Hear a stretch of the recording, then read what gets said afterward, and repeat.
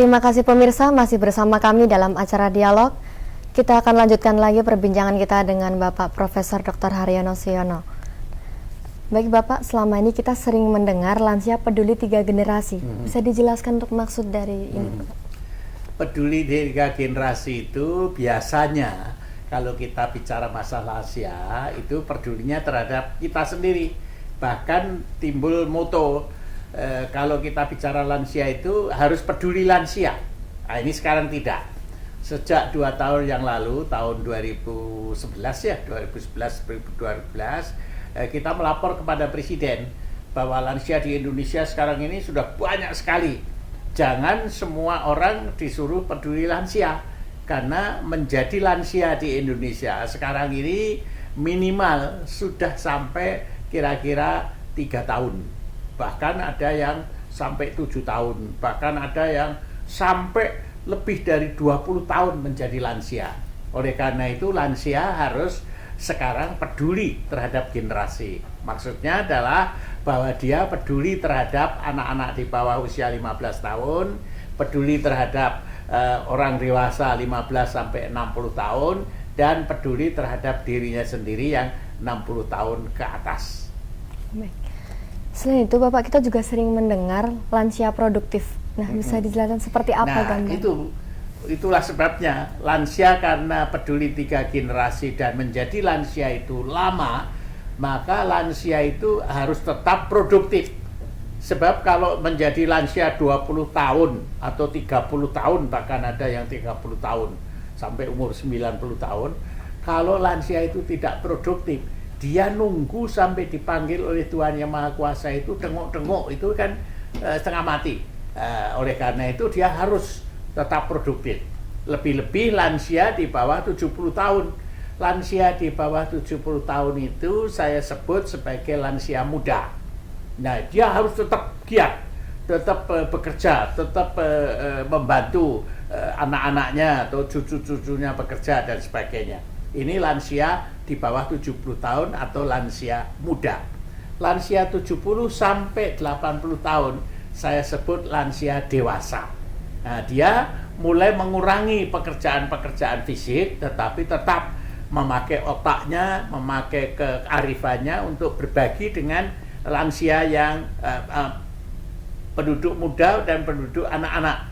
Ini lansia yang dewasa. Lansia yang 80 tahun ke atas disebut lansia paripurna.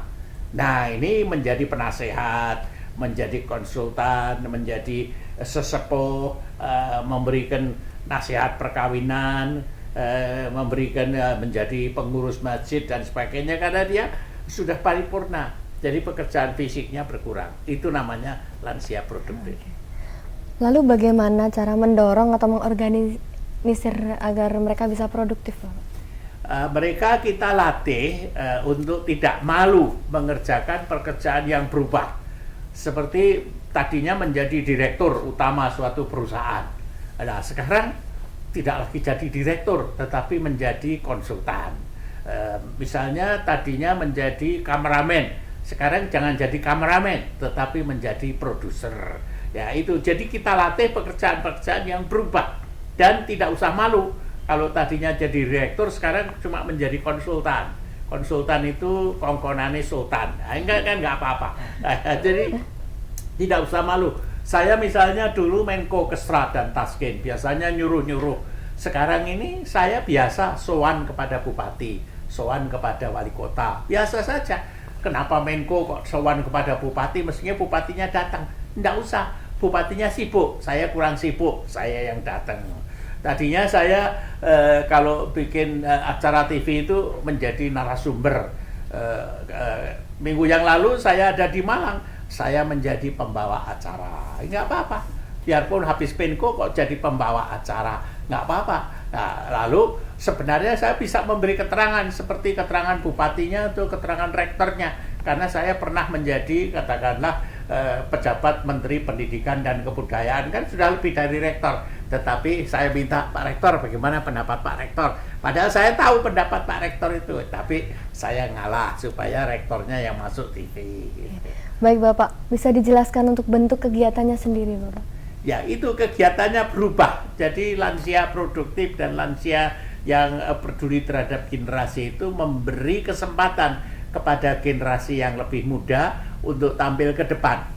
Karena misalnya saya sebenarnya masih kuat jadi presiden, tetapi ada Jokowi, ada Pak Prabowo kepengen jadi presiden, silahkan, lansianya tepuk tangan dari belakang.